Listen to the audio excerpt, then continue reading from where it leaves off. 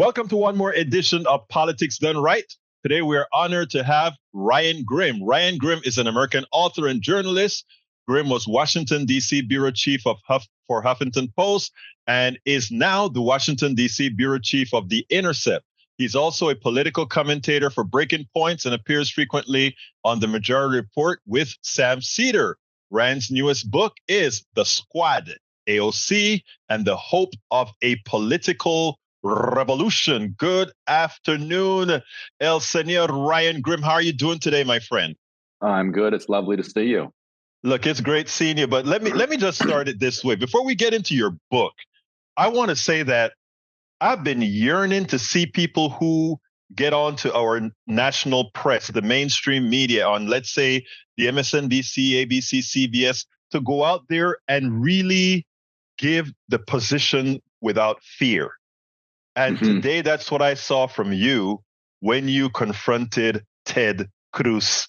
I can't tell you how ecstatic I was when I saw that clip, because rarely do you find folks, especially on the issue of Israel and other issues of consequence, do they get challenged? First of all, you were very prepared, weren't you? Yeah. Yes. Well, I host a podcast called Deconstructed that was started by Mehdi Hassan, and so he's a friend, former colleague. He wrote a book maybe a year ago about his interviewing style. You know, he's just an absolute master at interviewing.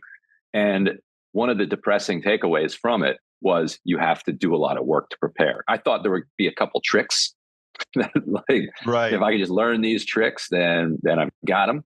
But no, turns out that his real key is research, preparation, anticipating responses, and being ready with facts that you can push back on, so that you don't allow just endless evasion and talking points. And, that was obvious, because I tell you what, when it's amazing, because as I watched you, as he started to bring the story about the river to the sea, as he said that, I sat down watching the interview and I said, I hope Ryan is going to note that is a part of the Likud platform. And bingo, you interrupted him right there. You didn't give him a chance to bloviate. And immediately you took command of the interview then. And I think he did. I think he didn't know that. Was that your impression? Know. He didn't know. Which is so wild. He's a smart guy. He went to good schools. He reads the paper. He's got aides who brief him. Like, how do you not know that? When you live in a bubble, Ryan, when you live in a bubble, everything that you get is whatever the Heritage Foundation feeds to you, whatever the Cato Institute feeds to you. You know nothing else. Guys like you go out there and you kind of read everything. I remember the last book that you wrote. We did an interview in, I think, 2019, and then it was obvious that the kind of work that progressives like yourself, good journalists, do is to make sure that they're well informed on the issues that they cover. And that showed right there. But I tell you something even more profound. The comeback after you asked them, you turned this question right on. Tell us about that. You turned the question on him. Well, right. So he says, from the river to the sea, and he says Hamas. I said, well, why is one genocidal if it's said by one side but not on the other? And he says, well, because Hamas, is genocidal. I said, well, that's just restating the point. What's your, how do you explain the discrepancy? And then you saw him pause and stop and, okay, how do I explain this apparent contradiction? And what he did is he went into how, the morning before he had seen the video that the IDF has been showing to people, 47-minute video of absolutely horrifying atrocities. And, after he told that, I said, we have all condemned that, absolutely horrifying stuff. But let's get on the same moral plane here. And then as you saw, read him a list of, public statements made by, Israeli government officials some of which have been condemned by elements of the Israeli government themselves, like Right. floating the nuking of Gaza, for instance. Like, and I said, will you join us in condemning these statements? And he could say, those are bad apples. Those are not representative. Those are taken out of context. And instead, he said, I condemn nothing. And at that point, you're like, okay, well, I guess we've arrived at the end. Like, this is where we all get off. Even coming from Ted Cruz, that was shocking to me. I mean, when he said, I condemn nothing, that took the morality out of it, right? Because that says there's nothing that you can do. There is nothing that I will condemn. And also what it does is it takes away the ability for him to see the humanity on the other side, which I think it's a problem that we have here. I'm from Central America, Panama. And I remember when Bush #1 came in and bombed Torrio, the part of Panama where Noriega was. I remember being over here, my father running around in his bedroom with missiles flying. And the only thing I heard over here is collateral damage. There was nothing about what was at the other end of those bombs. And that is why what's occurring right now. I feel the pain that the Israelis feel, but I also feel the pain that the Palestinians are feeling with all their destruction, infrastructure, and cracked skulls, Yeah. And there's it's controversial in the U.S. To say that Palestinian lives are the same as American lives, or as the same as Puerto Rican lives, or the same as any other lives. I think you get that Pramila Jayapal was getting, dunked on for using the word balance, that we need to be balanced in how we talk about this. Like, that's genuinely controversial to suggest. It is sad. Well, now that you brought up Pramila Jayapal and others, I think it's a good point for us to kind of segue into your book. You wrote another book. Tell us a little bit about that book and what got you. I mean, when did you start that book? I imagine you because it seems like you have quite a bit of history in the book.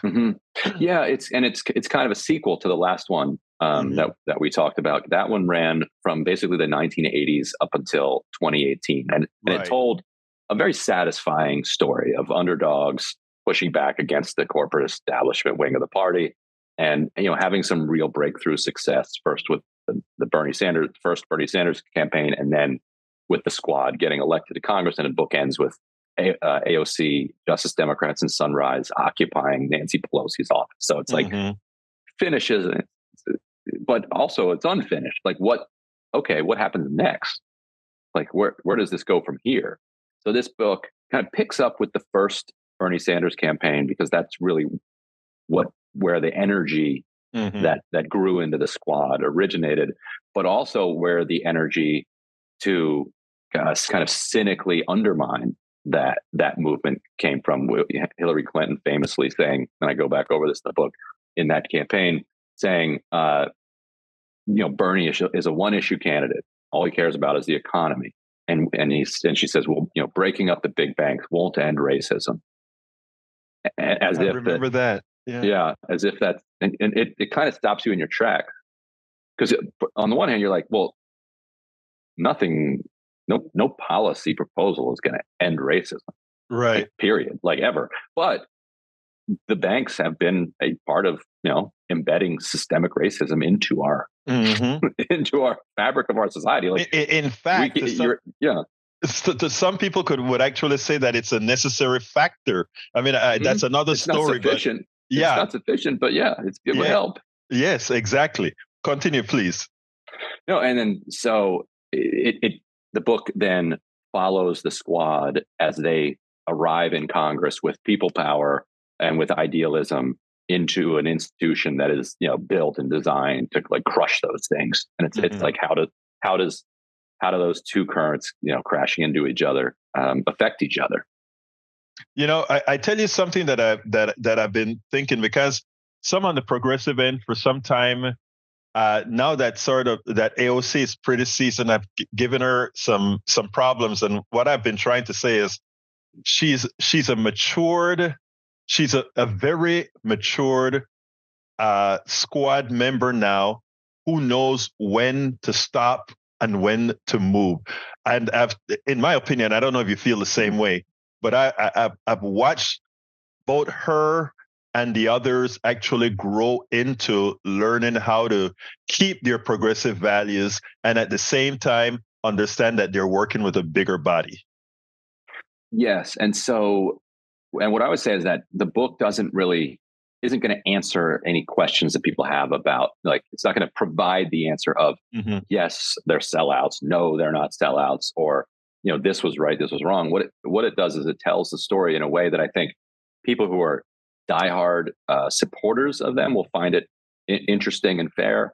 And I think people who are, dead end detractors of them, if they actually bother to read it, would also find it fair and would come away from it with a better understanding of what happened, why it happened, why people made the decisions they did, and then can still conclude if they want at the end that was, this was the wrong decision at this time. They should have done this. But it's good to know everything that happened and everything that was going into it. And not only that, I like the way that you said that they would look. It turns out that they're nothing more than people trying to make the best choice that they thought of at that time, maybe sometimes a bit wrong, maybe sometimes a bit right. And I think that as an author describing who they are, I don't think there's a better way to do that. Now, where do you think we go from here? Right now, we have an institution, or I should say an organization in AIPAC, attempting to pretty much destroy what's left. Well, not what's left. The squad have actually been building to pretty much destroy the building of the expansion of the squad, if you will. Mm-hmm. Yes, this is a moment where the question is, like, can the band get back together? Like, can everybody rally for this existential threat? Like, AIPAC has been very clear that let's say you count 8 members of the squad, at least like 5 of them are going to have serious challenges in which many of them are maybe even going in as underdogs. They can absolutely win. They can even expand the size of the squad. And whether they shrink or grow this time, I think really shapes, maybe for an entire generation, like what progressives believe is possible when it comes to electoral politics and politics inside the House. Because if AIPAC succeeds in decimating the squad, which is only 8 members, but represents the hopes of like tens of millions of people, young people, that's a signal to them that either there's no place for you in this party, or you're going to have to work an awful lot harder for it against an awful lot of money. It's interesting that you said that, because if you listen to my show today, I actually mentioned why it is so important for them to win this time around and beat big money. $100 million is what we're talking about. As on Howard Schwartz Justice show earlier today in New York, and that's the same thing we spoke about, that the squad has that the progressives have to coalesce around these guys right now to overcome the that amount. Now, who would you consider underdogs right now in the group? It's I think that Cori Bush is in a tough race. She's freshman member of Congress. Yes. She's gonna, she's not from a rich background. She doesn't she's gonna have to rely on grassroots supporters. And her opponent, this guy Wesley Bell, is somewhat ally of hers in the past. There's nobody's really an ally when you're coming up together in city politics. But he's a progressive, had the backing of the Soros kind of criminal justice reform element to become a prosecutor there. He was going to run for Senate, but clearly it was made. He saw that there was going to be a lot of support if he would challenge Cori Bush. So yeah, he's polished. And if you're a progressive, there's a lot of progressives who be like, yeah, he's good. He says all the right things. But he's going to have to explain why he's running against her, and he's going to have to explain that it's about Israel-Palestine. He's already said that he felt like he has already been very critical of her on, for calling for a ceasefire. And, so it'll be interesting to see how that shakes out. So I think she's vulnerable. I think, Summer Lee only won by a couple points. And they spent maybe 3 million against her. Maybe this time they'll drop 10 because they've dropped 7 in a race before against Don Edwards. They put 7. I think Ilhan Omar, she took her race for granted last time and only won by like 4 points. I don't think she will now. She absolutely will not get caught sleeping again this time. Yeah. And there are currently, it looks like, at least 2 opponents, which makes it tougher to knock her off. But if she only won with 52% of the vote last time, she has to run like she's behind. Jamal Bowman, just today picked up a popular Latimer. George Latimer is a county commissioner, like a county executive or something like that in the north of New York City. And he just returned from a trip to Israel to announce his run. No, I think that's a chain, sort of a chain, though, because I think if an ad is done with the right kind of twist in it, it would seem like, are you running for your district or are you running for a foreign government? I think I think there's a little something there that they could pull off, but I don't know. Some of that'll depend on what the New York is still going to redraw the lines. Yeah.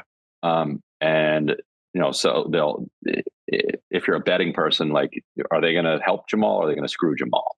Yeah. And so in Illinois, when they redrew the lines, and I write about this in the book, Marie Newman was one of the most passionate supporters of Palestinian rights.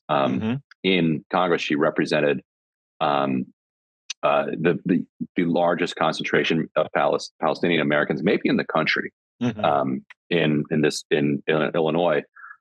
When they redrew the lines, because Palestinian Americans or Arab Americans are not considered to be a kind of ethnic minority group, right? Like they're considered white. They split them right through. Yeah, they split them in 5 different districts. Wow! Oh yeah, cast them to the wind.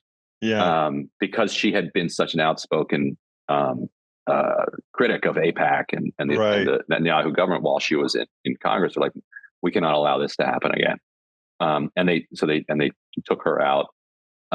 Took Andy Levin out, who was a synagogue president and a liberal Zionist, who proud Zionist, but heavily critical of the Israeli government, and would often defend Rashida Tlaib or Ilhan Omar when they were getting hit by AIPAC. And AIPAC said out loud, like, we have to take Andy Levin out because he creates space for Rashida Tlaib and Ilhan Omar, and they redistricted him and put him in a contest with another Democrat who then they spent millions backing and knocked him out. So Jamal will probably face a tough redistricting challenge as well. But on the other hand, it's New York. And yes, people say that, well, there's a lot of Jewish voters in his district, but not all Jewish voters are supportive of what the Israeli government is doing. And he won a lot of Jewish precincts in 2020 when he first ran. And what the war and its aftermath look like 6 months from now may make Latimer's position look maniacal. I so agree. Yeah, I so agree. Well, look, Ryan, I took a lot of your time already. I know you've been all over California doing your thing. Normally, I ask this question: what would you have liked me to ask you that I didn't? I don't know. I think you actually really covered it. Yeah. Well, I want you guys to go out there and get the book. His first book, bestseller. Let's go get this one, The Squad AOC and the Hope of a Political Revolution. Ryan Grimm, author and journalist and bureau chief, thank you so kindly for having been on Politics Done Right once again. Yeah, thanks for having me. Appreciate it. We spend a lot of time deconstructing the news, trying to parse it into a form that everybody can understand. We try to find those little nitpicks where it flies above the fray, etc. If you really like these videos that we do, I want to ask a big favor. Please go ahead, number one, subscribe to our channel, and number two, please join if you can. Thank you so kindly for watching. Keep watching. Please remember to share. We must populate the entire internet with our progressive message, a message that we know is what most Americans say that they want. So help us, please join.